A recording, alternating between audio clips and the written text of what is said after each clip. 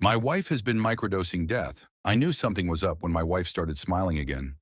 She's been happier than I've seen her in years, and I'll admit that my first thought was that she was having an affair. I wanted to confront her about it, but "you've been smiling too much" isn't exactly evidence.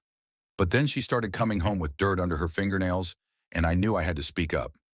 Something funny was going on, and I was going to get to the bottom of it. I told my wife, "If there's anything you want to tell me, now's the time. Because if I find out on my own, then I'm going to be very upset." She admitted everything. "You've been doing what?" I asked. "Burying myself alive," she smiled. "It's been life-changing. For 30 minutes at a time, once a week, every week for the past 3 months, my wife has been buried alive in a coffin. First, the adrenaline kicks in and you panic," she explained. "But afterwards, you feel completely at peace. All your problems seem so small once you've stared death in the face. You've got to try it." After a small back and forth, my wife somehow convinced me to try her little therapy.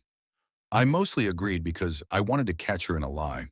When I came out of the ground and didn't feel any better, I'd make her confess the real reason she's been so happy lately. At 7:15, I entered the coffin. "Give me your phone," my wife demanded. "Why?" I asked. "It's going to be dark down there."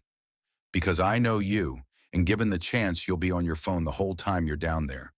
You have to actually pretend you're dead for it to work." I begrudgingly handed it over. "All right, I'm going to close you in." "Wait," I said, setting a 30-minute timer on my watch. "Okay, I'm ready." She shut the lid, and then I heard dirt sputtering across the coffin. The panic set in very quickly. I mean, real panic. I started pounding on the lid, begging to be let out, and howling into the empty darkness. Nothing worked, but soon the dread was replaced by a calm, just like my wife said.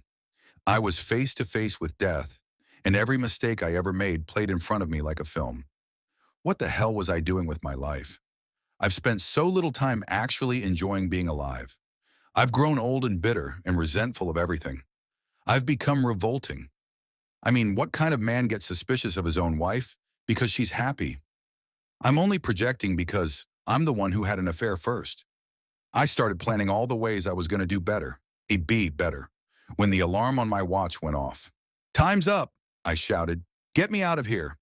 I heard nothing. "Hello," I called out again. "You can let me out now."